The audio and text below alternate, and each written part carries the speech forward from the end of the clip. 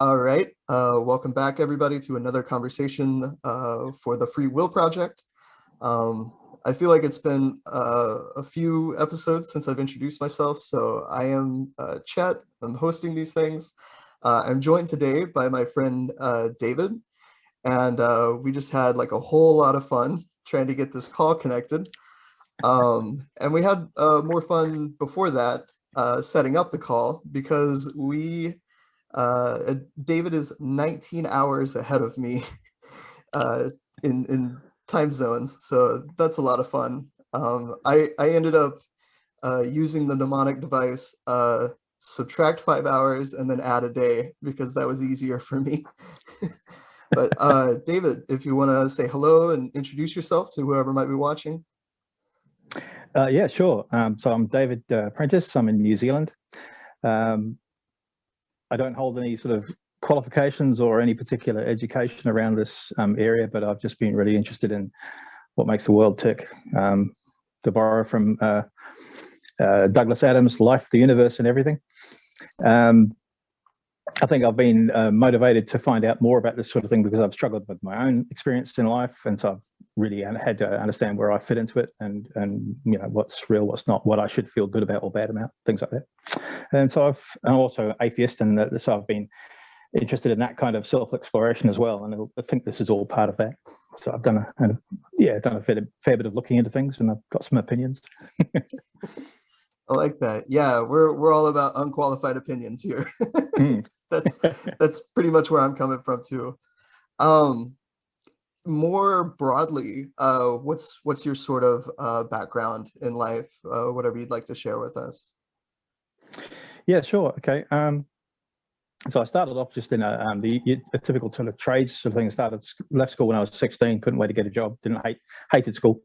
And so I got a job with what was the post office before we privatized to be telecom and telephone systems. So I got my first 12 years of life was, digging holes, laying cables, putting up poles, putting in office systems. So I got a good sort of grounding in sort of work, what we consider work, which is something that's been valuable to me. Don't get me wrong, I'm against the whole idea of boot camp to build character, but I can see the value that's had in me. I can see what a day's work's like. And then I was offered a voluntary redundancy because everybody was cutting all these sort of industries were cutting back to being much more automated and electronic, replacing things instead of repairing them.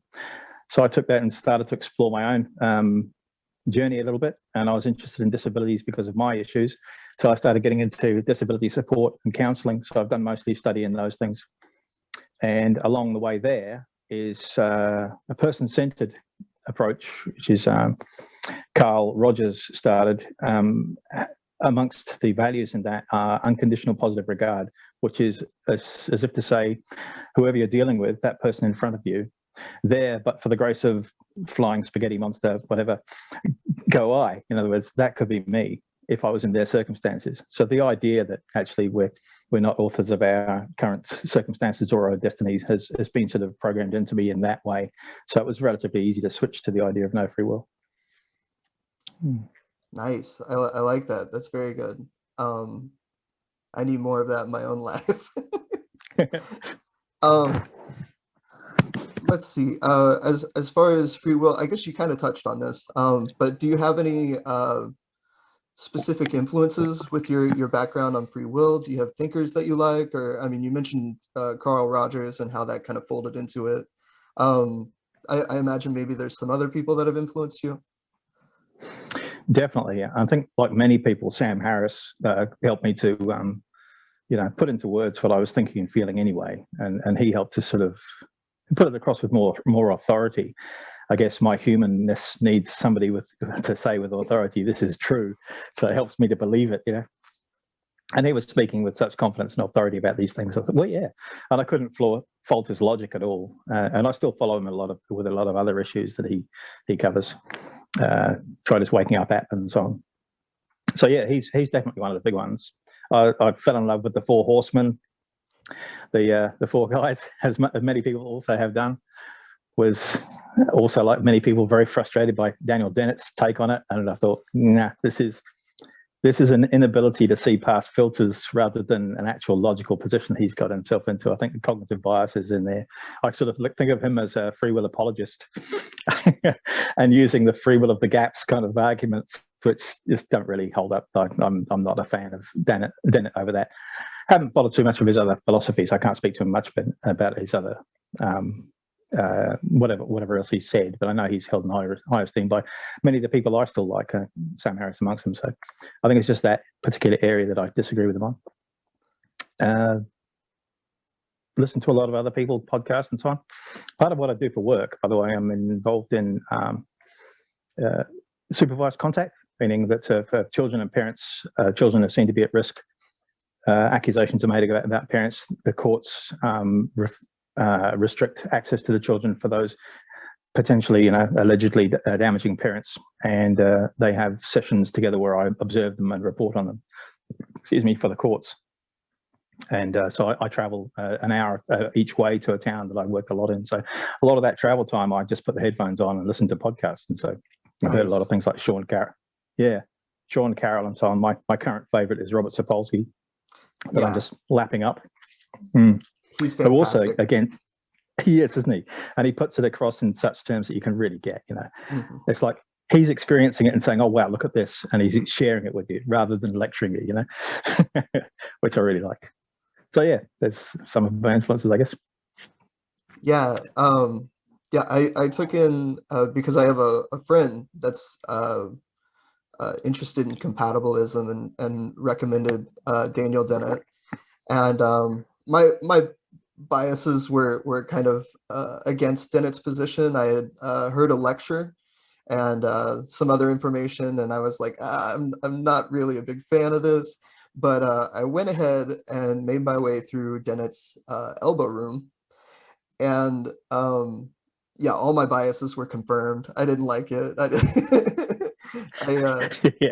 don't know what to say other than like I felt like he kind of took me through like several chapters of like massaging and priming, and then like tried to make his argument there at the end, and I was like, no, you just don't get it. Like you don't.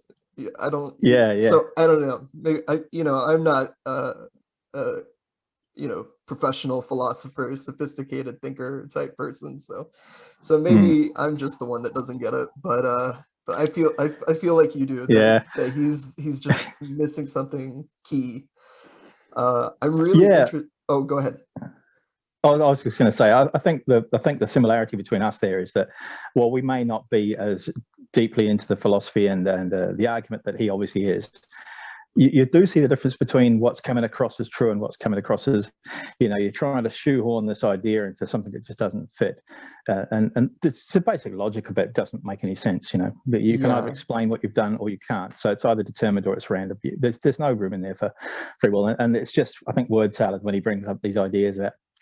And plus, I'm not impressed with some of his arguments. One of them was, for instance, you take a sailboat ride from one place to another, maybe New York to Paris or something like that, or to somewhere in Europe, and that the having no free will part of it is about being at the mercy of the tides and the winds and things, but you still have the intent and you get there. But that doesn't make any sense, because what if, a week out, you've discovered that your wife's got cancer or something and you decide to turn around and go back? Because you're still constantly at the mercy of all the influences that cause you to choose what you do. And the reason why you were so strongly motivated to do it in the first place was because of all the things that came before that. So it doesn't explain away anything. It just describes the journey.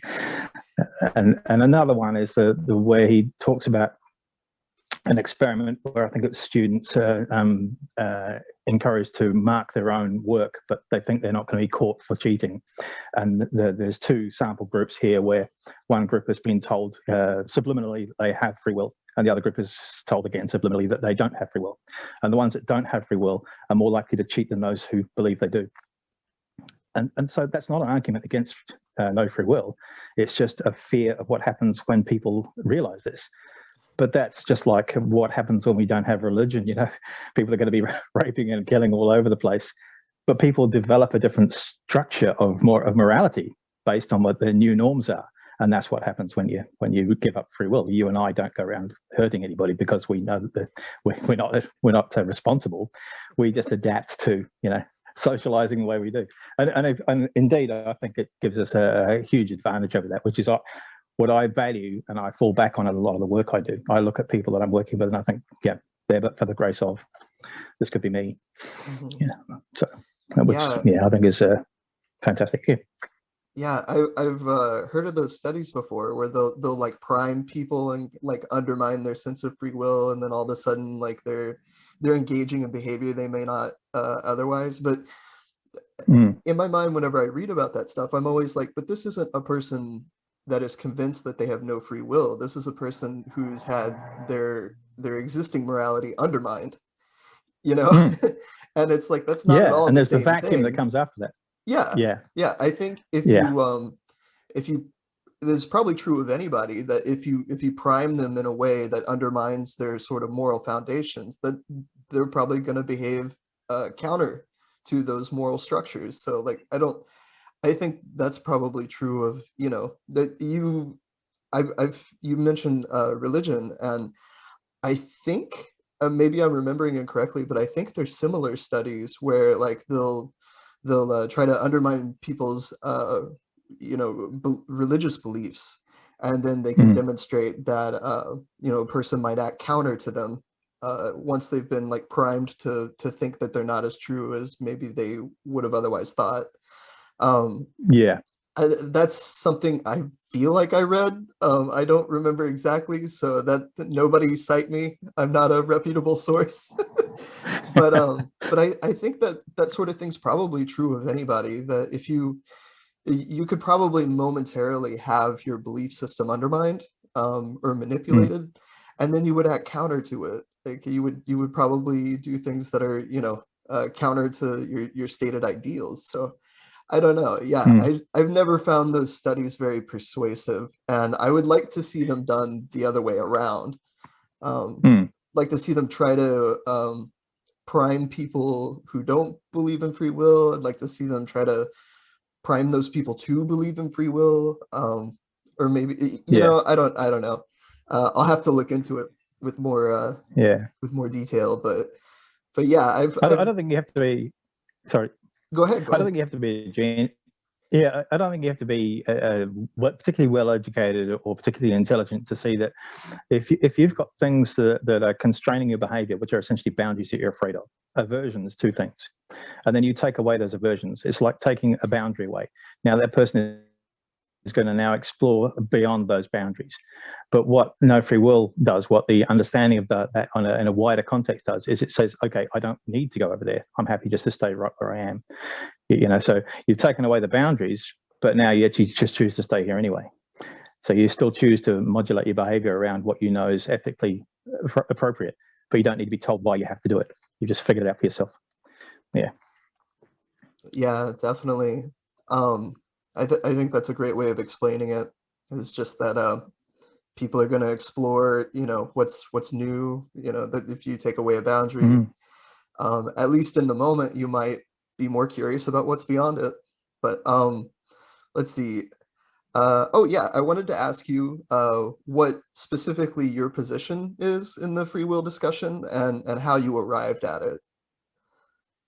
Yeah, sure.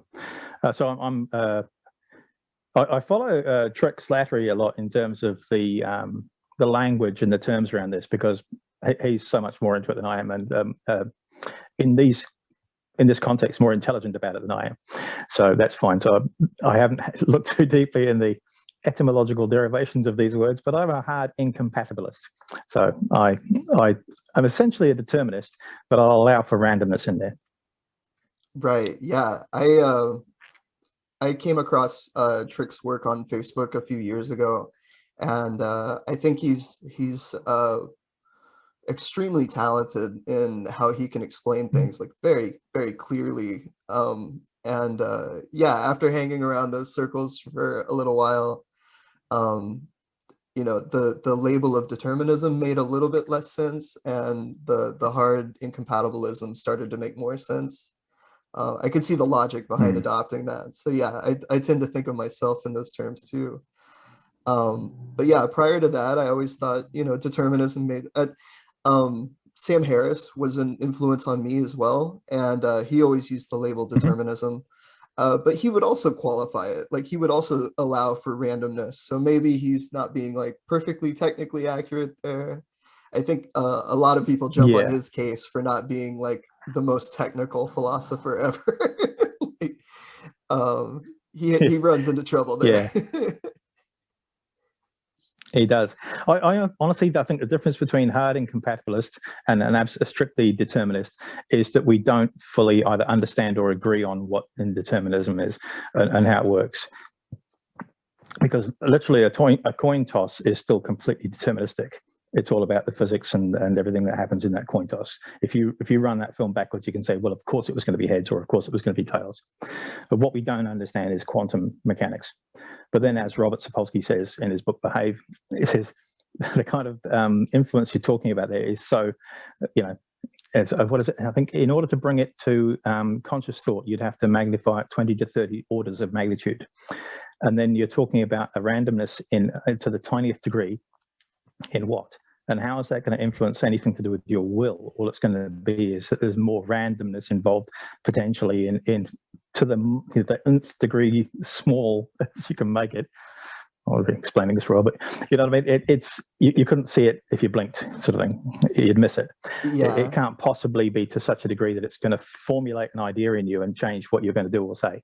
If it was going to affect you that much, you'd forget how to speak. I think there's something along the lines of what he suggested. Because it's so random. It's not connected to what you're doing at all. It doesn't make any sense to bring it in to choice making or decision making. Yeah. So essentially, I would say I'd be happy to call myself a determinist. Yeah, I agree. I think a lot of people, that's maybe like more of like a new age narrative where a lot of people have tried to explain like consciousness or free will in terms of like quantum mechanics. And I notice a lot of these people tend to not like have a whole lot of formal training in that area, and they tend to be internet personalities. Yeah. So yeah. But yeah, Yeah. I think one thing that I have learned recently about quantum mechanics is maybe it plays a role in photosynthesis, which I think is really interesting. I don't know. Oh, okay. I don't know how certain that is, but and I read something else that said maybe it plays a role in how we smell things. And I don't know if that's like, those are both from like reputable sources, but all of that discussion is so far over my head that I don't really know how to make sense of it. But right. How do you connect that to real experience? And even if it does play a role, kind of like you were saying, like it would add like randomness, it would add like indeterminacy, but it wouldn't really add any sort of like coherent like libertarian type action to our behavior. Like that, I don't see how you get from A to B there. Agreed. So yeah, I wanted to ask, does the subject of free will, like you've mentioned kind of how it affects your occupation and your daily life, does it affect like your political outlook in any way? Definitely, and I think generally science does. But I'm going to jump way ahead here. Oh, go ahead. It's kind of like let's imagine ourselves in 1,000 years' time, kind of thing. Not quite to that extent, but I think it's so profound that what it will eventually lead to is the only thing that matters is truth, what we can know and what we can't know, because I think it will erode the idea of opinions and preferences a great deal. How do I mean this? When I think about what politics is, politics has evolved because there are many things that were contestable, many things we didn't know and understand clearly. And so you'd get some people think this way about things and their values reflect that, and other people think that way, left and right politics. So a right leaning person will believe that the trickle-down theory, basically, that if you make enough money available in the system up at the top, it will travel down through all the economies and so on, that everybody will be able to get an equal advantage or a fair advantage from that. But I mean, we just know scientifically, and I think that's just a complete fallacy. I don't think anybody can provide any evidence of that being true. And yet it's still a dividing line between populations, and you're still getting the same rhetoric convincing the masses that this is true, which is why you get the trumpets and so on. And if what I think no free will does is it dials up our empathy for each other so much. If you honestly realize that I don't have any choice about how I am and what I think, and you don't have any choice about who you are and how you think, then I have to try and use empathy to understand your position. And I think in that process alone, it kind of wipes this political system we've got off the board. It's not you're right and I'm wrong. It's that where's the truth in this? The only logical path is to say, where does the evidence point? Because it's not about opinions anymore. It's just about what is true.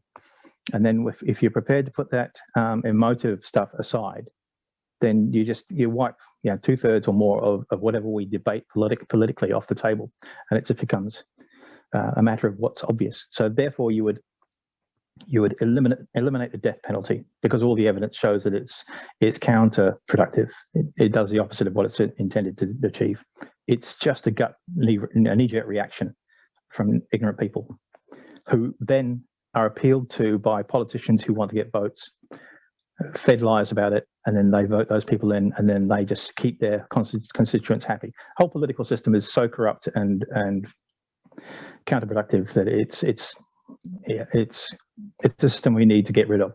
And we can, through the lens of, well, actually, we don't have the no free will.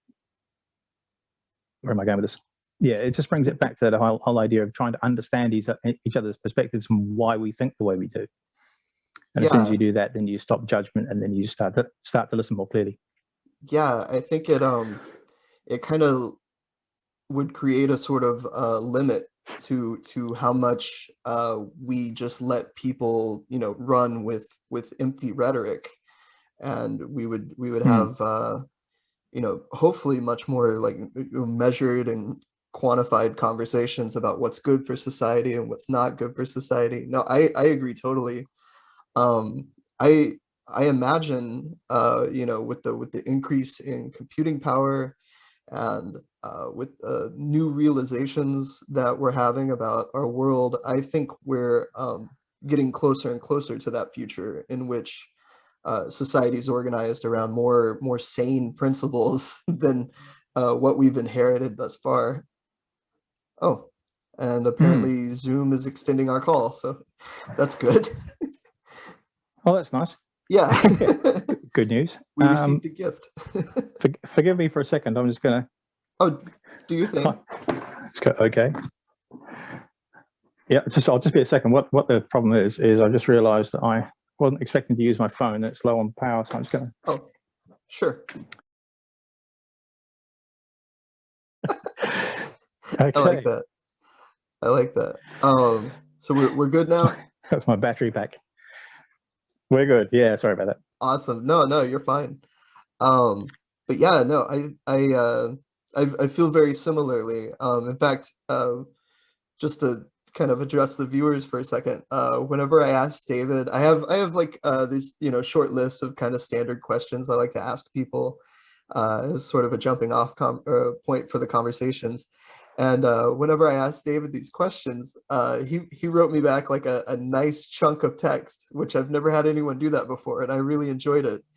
And cool. Towards the end of it, you were talking about the role of scarcity in the way we organize society and the way we feel towards each other. And scarcity is a subject that's been consuming my mind for about a decade now.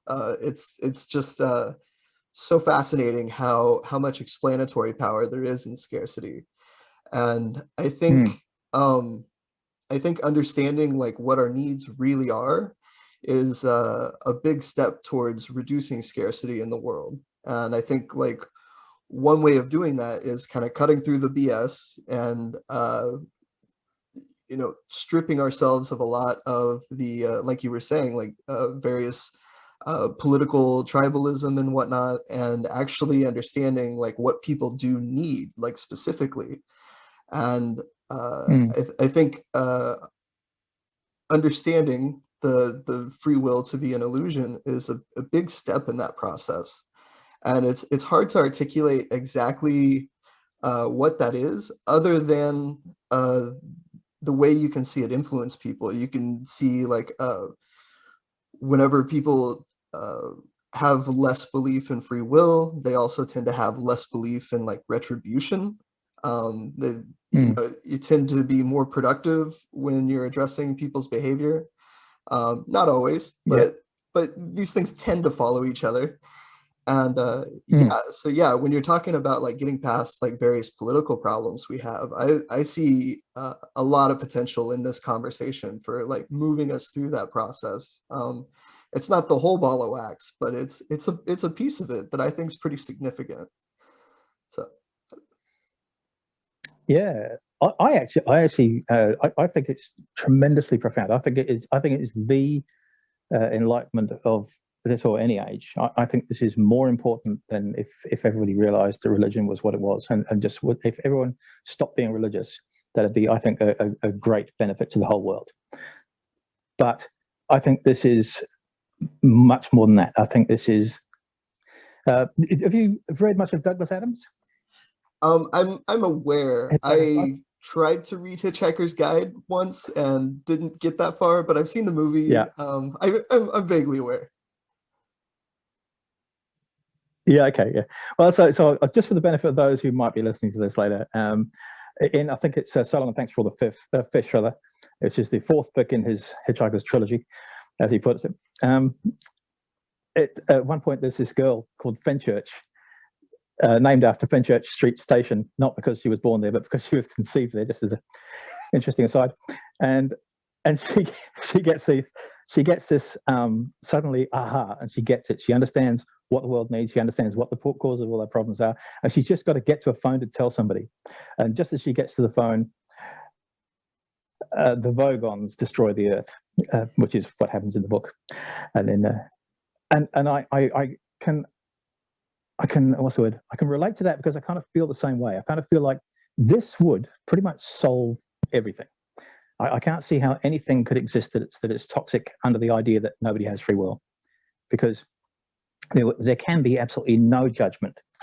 You cannot possibly say that this person deserves more because they've achieved more than this person does because they've achieved nothing. So the person who's worked 16-hour days for half their life and have achieved everything and got Nobel Prizes does not deserve any more than the person who's homeless, who's done horrific things, and is basically the dregs of society and needs to be propped up all the time by us taxpayers. So there's nobody who deserves anything. It just is what it is. And if you can really clear that, there can be no bigotry. There can be no scarcity, no poverty, no unemployment that is going to cause any problem. There wouldn't be any punitive justice system, none. It would all be restorative, meaning restoring the relationships that were broken during that. Somebody said, but what about the people? Yeah, what about the people now that we need to protect ourselves against? So I said, well, that's fine. We can't just implement a new system like that, but we can do our best to cushion the system as it is too, so that instead of thinking about putting people away and withdrawing their rights, think of it more in terms of a secure Alzheimer's unit, where we're looking after those people, but we're cushioning them from society and society from them. It's a cushioning, not a punishment. And I was going to lost where I was going to go with this. Sorry, mental block. That's okay. I'll just follow up to say like that's that line of reasoning that you're giving us that just has such deep implications for the way we organize society. And yeah, I couldn't agree more that like really the idea of deserving things, that's Greg Caruso talks about just desserts and questioning this idea of like who can deserve what.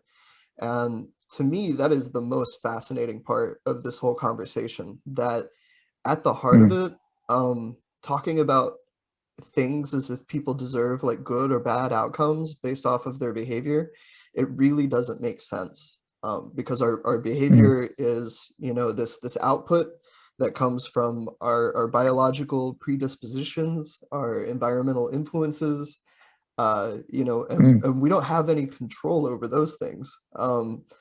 And what control we do have over our life is, you know, a blessing from the fact that, you know, we have like the healthy forebrain that can keep our like crazy impulses like restrained. And, you know, some people don't have that. Yeah. And, you know, all kinds of problematic stuff comes out of that. But I'm lucky to have that, you know. It's not, I didn't deserve that. I didn't earn it. My brain is the way it is out of you know, pure chance. And so yeah, how can I sit back and say like, well, I earned my salary, or I earned my accomplishments, or, you know, I deserve all the accolades and rewards that follows from it. None of that really makes sense. It doesn't. It's hard to get your head around because we've built up so much of our psyche around being approved of and doing the right thing and getting a reflection back of ourselves in society. So a lot of our substance is all about that. Just remembering where I was going to go with what I said before is,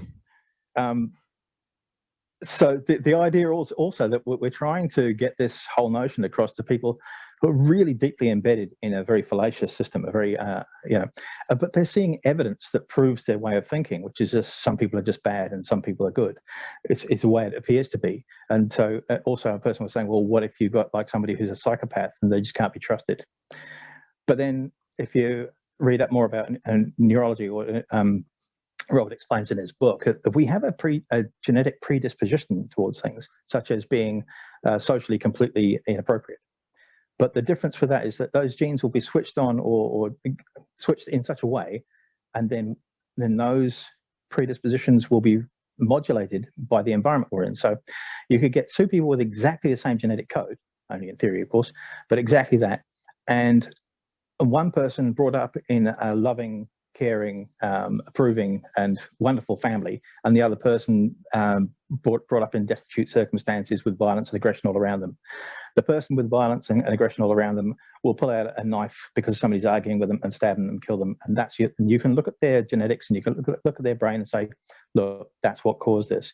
But the person with exactly the same recipe to begin with, but with a good lifestyle, will just be the person that laughs inappropriately at a funeral, or blurts out an inappropriate joke when they shouldn't, you know.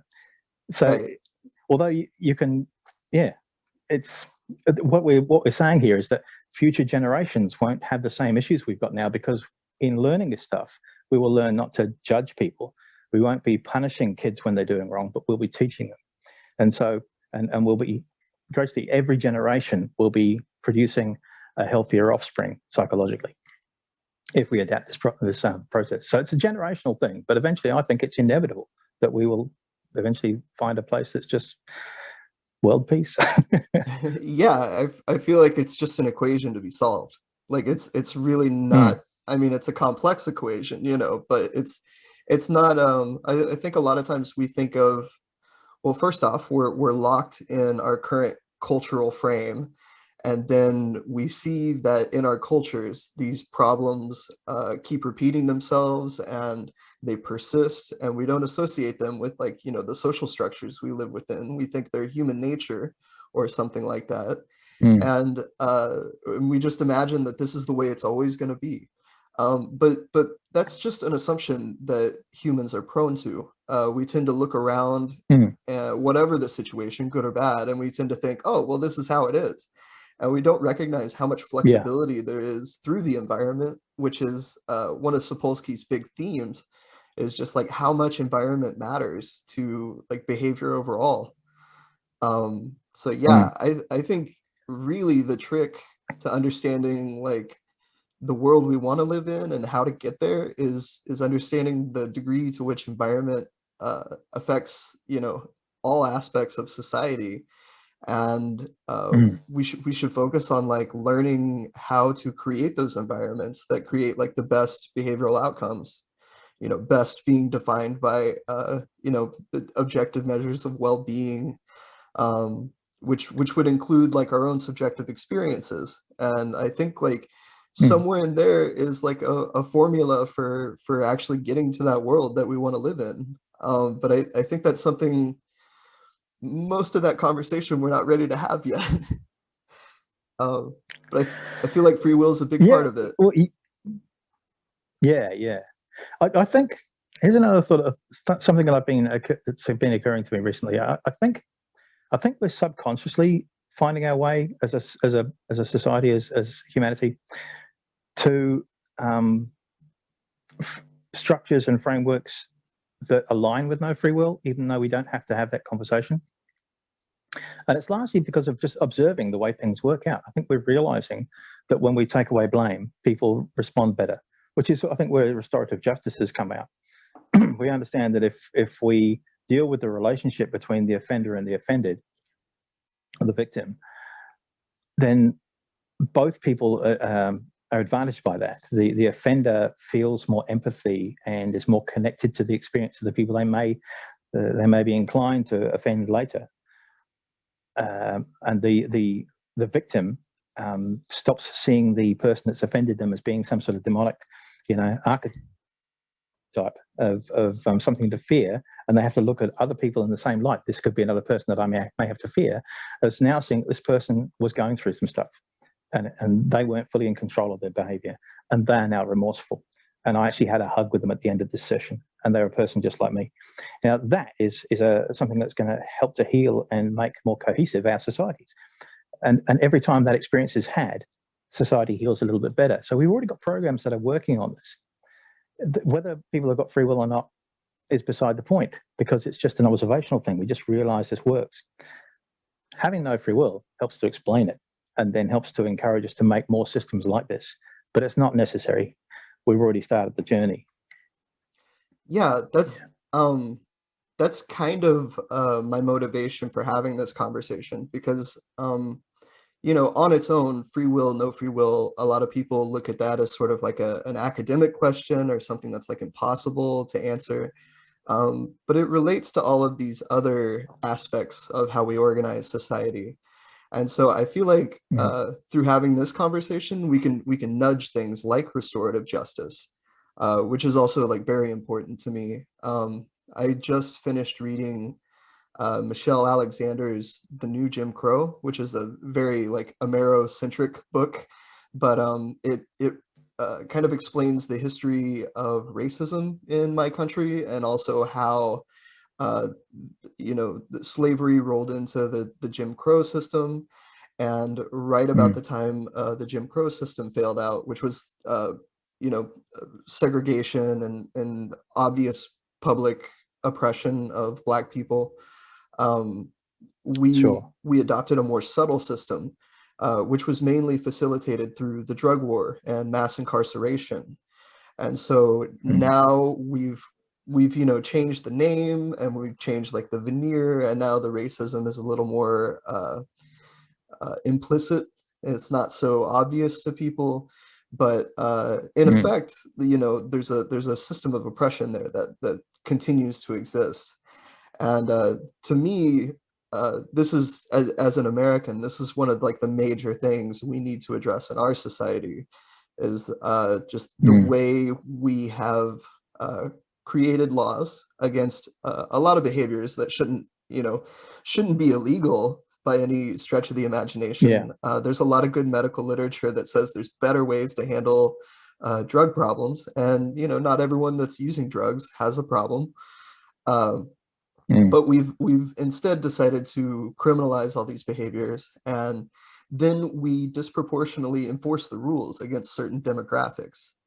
And it's incredibly, I don't, it's just like, I don't know if unfortunate is like an inappropriate word, but it's just a terrible process. And it's one of these things, like, if we could get at the idea that this is all, socially generated behavior, this is something that we're reinforcing in the way that we've set our society up. We're reinforcing all of this suffering.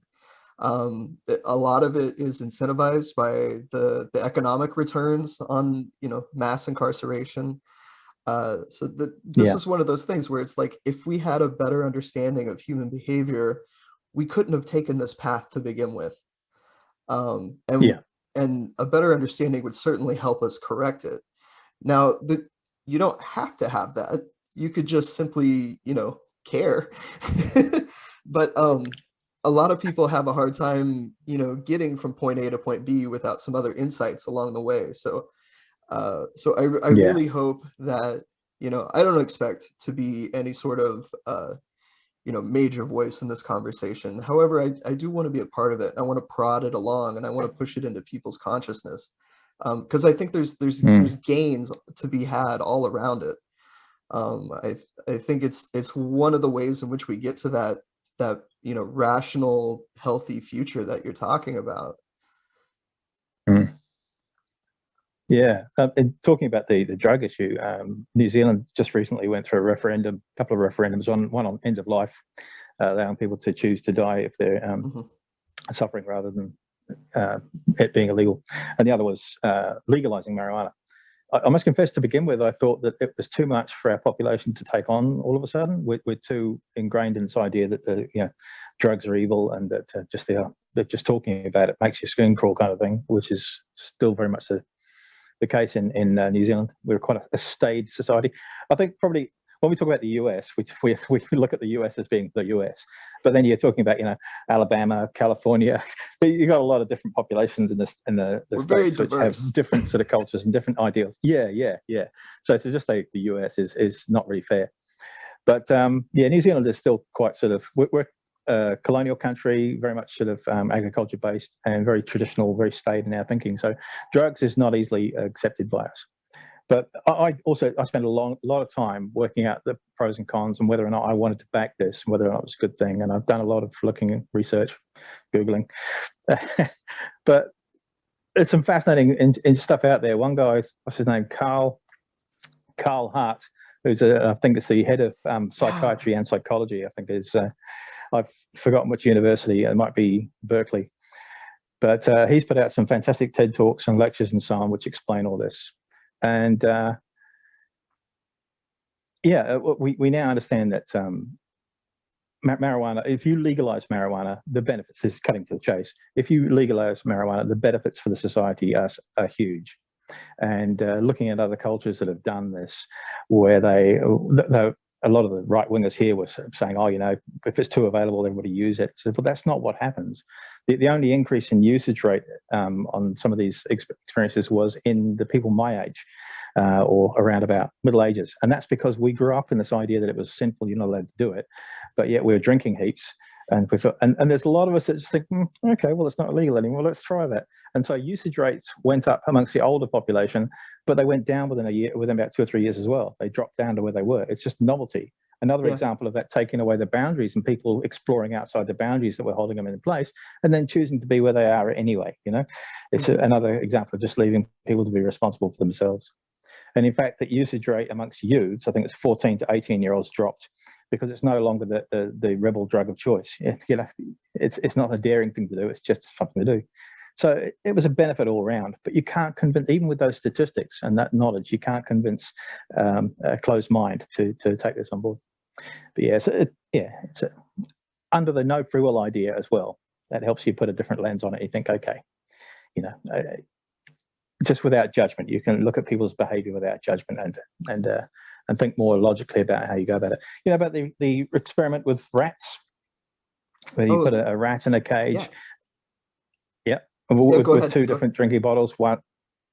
Just one with just pure water and the other one laced with a drug. I can't remember what it was, heroin or something. And the rat, just in an empty cage, nothing else to do, will gradually drink more and more of the drugged water and eventually kill itself. Your typical addict. And that's what people in society see. You let people take drugs, they will until they basically kill themselves, or they're steered away by loved ones. But you put a rat in a socialized environment with lots to do and it's basically a healthy environment with other rats, and then you give them a choice. And what you find is from that population, a small minority of them will dabble occasionally, recreational use. The rest of them just stay to the water, because drugs are a response to disconnection, not an addiction of itself. It's a response to having disconnection. So if you're connected and you feel like you belong and you feel okay about who you are and where you are, you don't need to numb that. You don't need to escape from it. So if we understood properly what drugs were, then we would change our societies to stop people needing drugs. Right. Yeah, Yeah. We definitely change our environments. Maybe not put people in cages, whether, literal or metaphorical, or, there's better ways of handling problematic behavior. But yeah. There's yeah, another guy, Daniel Reisel. Daniel Reisel does this thing on restorative justice, the neuroscience. Have you seen him? Not sure if I'm you might have done. I'm not The familiar. neuroscience of restorative justice. Okay. I saw this about 10 years ago or so, and I've got it on my hard drive. But what it is basically is he went into one of the toughest prisons, I think it was Wormwood Scrubs in London, a real tough prison where you've got some horrible people who have done some horrible things to make your hair curl over their life. And they've studied these people and put them in fMRIs and watched what happens. And it turns out that their amygdalas are not naturally formed, which is part of the circuit between the limbic system and the frontal cortex, which helps to modulate response to different things. So they don't have the equipment to be as compassionate and empathetic as others might do. And that was because of the experience they had growing up and so on. That goes back to how their genes are turned on or off. But what you found was that if you put them through video games, where in order to win, they have to be the good guy, they have to make the right choices and so on, and they get rewarded for that. What you see is afterwards, you do the same fMRIs, and those systems and those networks become strengthened and healthier. And then they have more capacity to be the people that you want them to be. So I again, love you that. use the snow free will idea. Yeah, it fits perfectly again with it's more evidence of the no free will thing. If you stop blaming people for the choices they make and change the circumstances of their environment, they will become better people. And generationally, that can only magnify and just become better and better. Mm. Yeah, yeah. Another thing Robert Sapolsky talks about a lot is neuroplasticity, our ability to change. Mm.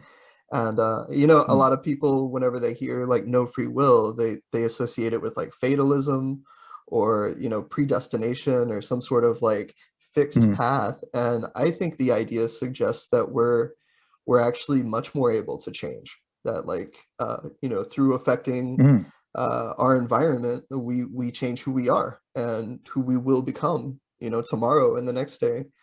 And so, yeah, I tend to be much more optimistic about people's behavior.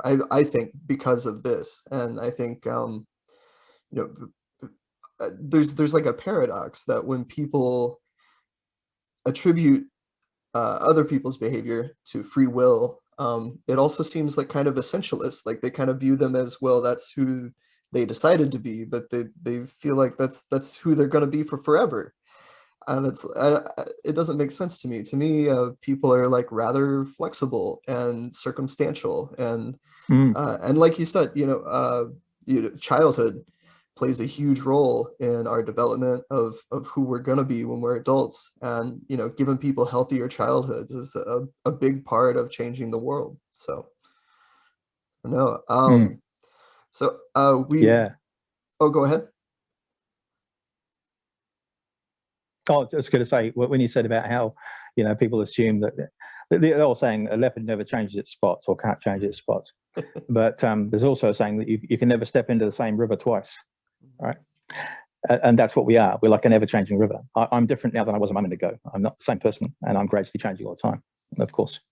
And we all are. And so it's a matter of changing the lenses through which we look at things and the circumstances we're a part of, that we will evolve differently.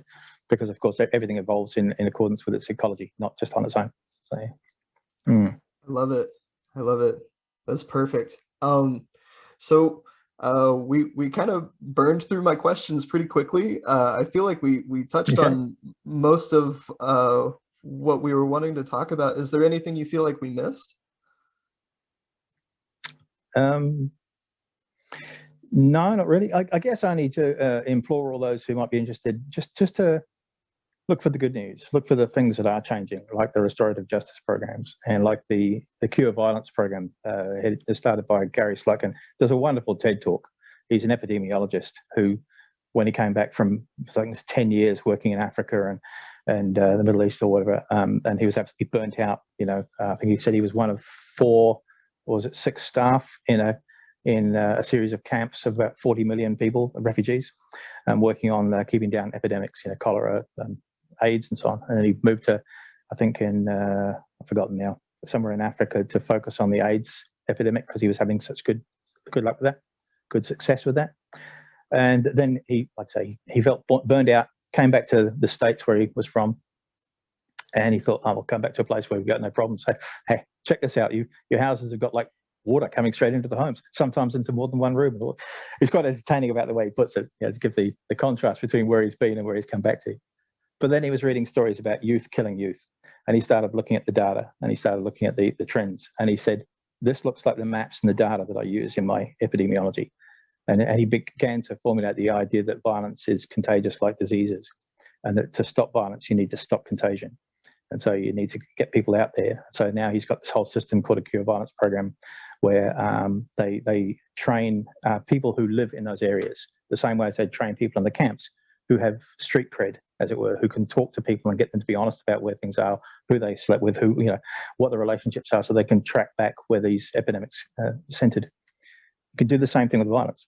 If you treat it like a disease, not people being good or bad, then you can begin to reduce it. And I think there's 3 stages of it. Basically, isolate the person, find out who the person is, isolate them, then keep track on those people. Then you've got social workers and so on who go out and talk with these people.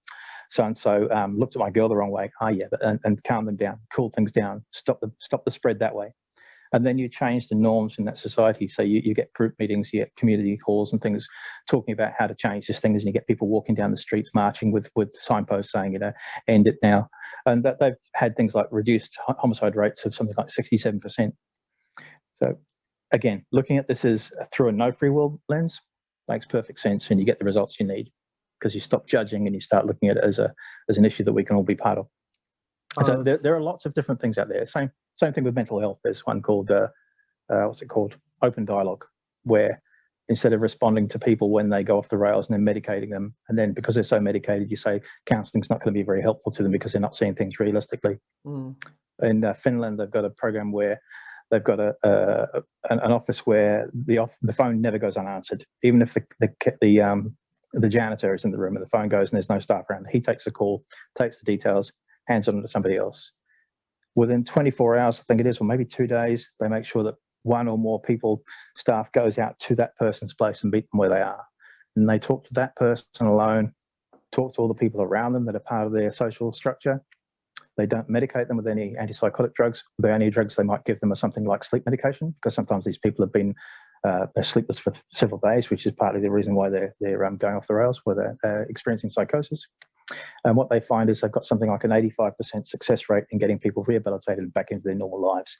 Compare that with a horrendous rate where, I've forgotten the percentage, but basically once a person gets into the mental health system here, there's probably the reverse, more like about a 70% chance of the fact that they're going to be medicated for the rest of their lives. Right. And it's not dealt to in the moment. And the longer a person continues to grow and cement their irrational thoughts and beliefs, the harder it is to pull them back from that. But if you strike while the iron's hot, you get there while they're first going through that psychosis, then you can get to think more rationally and you get them back on an even keel. Yeah, so I just invite people to look outside of what you normally see in the media. Look for good news, because it helps you to think more positively about making changes like you are. And I salute you for doing this. Yeah, thank you. It reminds me, are you familiar with Rutger Bregman? He wrote I've oh, go ahead. Oh, sorry. My brother-in-law, so my nephew and I at the moment are having a bit of an email debate on this. He's not yet fully, he's interested, but not yet fully convinced. And he's just said they read a book by him who's shaken his foundations of thinking around this, and he's invited me to read it. So I'll get onto that. But yeah, apparently he's having an effect. Nice. Yeah. I really appreciate his work. And now I'm losing why I brought him up. But you were just talking about the reason I brought him up was that he one of the things he points out is that isn't daily news, which I'm addicted to, isn't daily news like the most worthless thing ever if by tomorrow you're no longer interested in it? And it's just this constant reinforcement about these like larger narratives about what society's about, and they tend to be negative.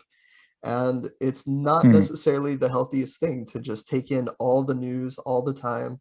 You know, there's people that do that professionally, and a lot of times they're willing to like write longer form pieces that are more well thought out, that compile a lot of that information. And so there's no reason for all of us to just be I don't know, doing the equivalent of like a constant fast food diet, except with our minds, you know. And I'm so guilty of this. I do it constantly because I'm addicted to it. It's just true.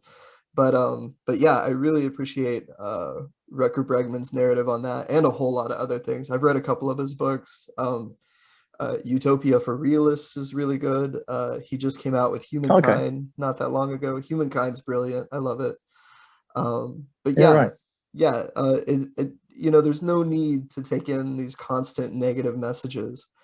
They don't really reflect the world how it is. They reflect, you No. know, certain incentives in our society to get people to click on links online and stuff like that. So, so yeah, Yeah. very much look for the good news. That's good for you.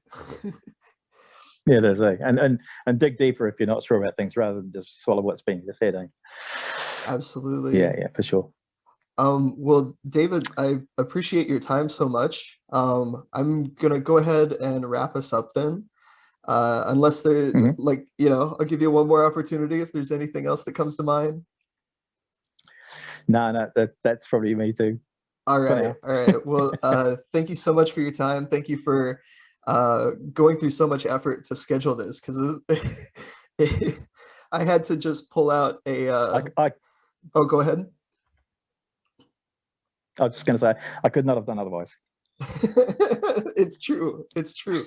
Yeah, I had to pull out a time zone calculator and just start punching stuff into it just to get my head wrapped around like, what am I even trying to do here? It's very non-intuitive to talk to someone that's experiencing a different day of the week. But yeah. So yeah, I appreciate anyone who's still watching the conversation at this point. And I hope everyone has a beautiful day. Take care. Thank you. And thank you very much. It's been a pleasure.